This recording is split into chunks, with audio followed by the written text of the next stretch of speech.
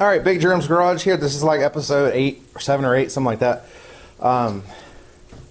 Polaris Magnum 325. If you watched the other ones, you pretty much know what I've done. I've taken the motor out of it, popped off the plastics and tank and carburetor, all that kind of stuff. Need to get the motor out because somebody wants to buy it. You're watching it with a 360 fly camera. I'm not going to talk about that anymore.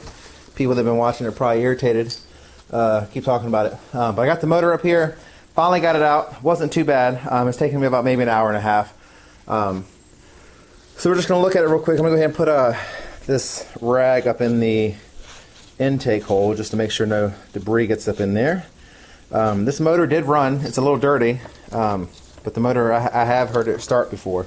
It's a 325. Now, the Trail Boss 325 that I have was a 2000. I got the motor over here, and if you notice, the head is different. It's got this pan, like oil pan thing up on top of the motor, where this one, the actual head goes up higher. Right around the same year, this is a Magnum, and that was a Trail Boss 325, same size, but the motor's a little bit different. I don't know exactly what the reason was behind that for Polaris. Maybe you might know, and you can leave a comment. This thing does turn. There you go. So it's not locked up. So motor's free. I'm going to clean it up and find out exactly. We'll find out if the guy wants to buy it tomorrow or not. If not, not a problem. I'm going to put it on eBay. Hopefully get it sold.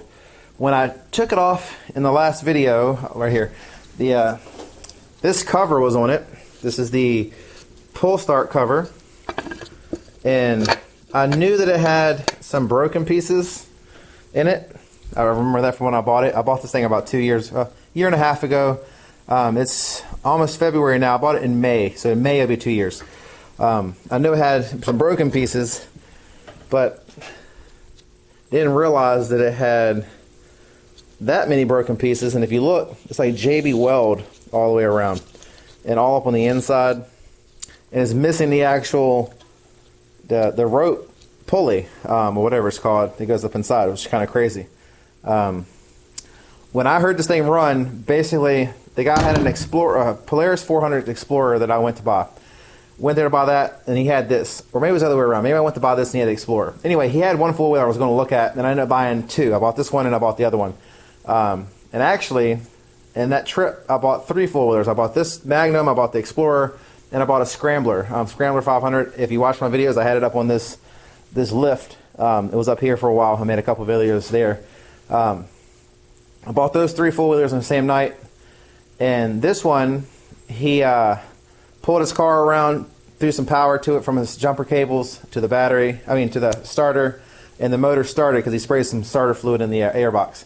And it ran for a couple seconds. So I know it will start. So this is a little bit shorter video because I'm not actually working or anything. We're just looking at it. The guy that's going to buy it, I'm going to leave the starter on it. I'm going to leave the flywheel on it, the stator in it.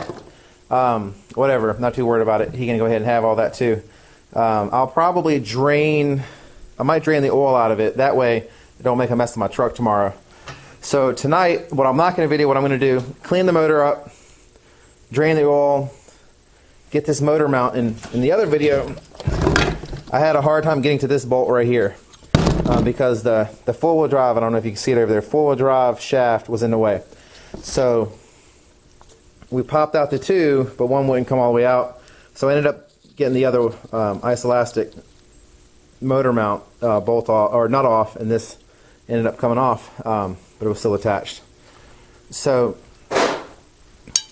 now looking at this rest of this four-wheeler, I'll mess with this later on. Let's see what else is good on it for the next couple minutes before I run out of time. So we got CDI box, we got a couple of these other thermistor or RPM limiter or whatever they are, those little black boxes. We got the oil cooler with fan. Let's go with the fan. Yep, still got the fan on it. We got the front differential for the four-wheel drive, the shaft.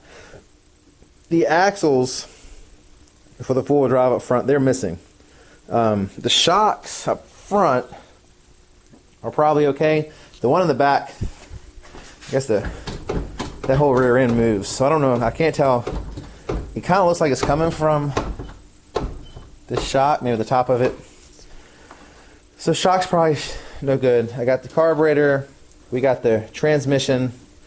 We got the shifter over there, which is so good. The fuel pump. The hubs might be okay. I don't know why the axles were taken off the front. But we got the rear hubs, the axle in the back, the differential in the back. Price-wise, and these tires aren't bad, but they're dry rotted. I mean, they got good tread, but they're no good for anybody, I don't think. The back plastics are broken, rack's broken. It's got the little storage thing. You may want to look in there. Maybe somebody's got their wallet. Nope, nothing in there. All right, so I would imagine, looking earlier, the transmission will probably be about $200 or so. Could be wrong on that. When I looked, I didn't see what the front differential goes for. So usually the rear differential, a lot of times $200, $300. All depends as well. So still got some money on it. Maybe $100 for the carburetor. But that's pretty much it. I'm gonna go ahead and get this motor cleaned up, get that thing ready for him tomorrow, and maybe I'll make some videos later on of pulling this thing apart. Thanks for watching Big Jerm's Garage. If you haven't watched all the episodes, go back and watch all of them, and I'll catch you next time.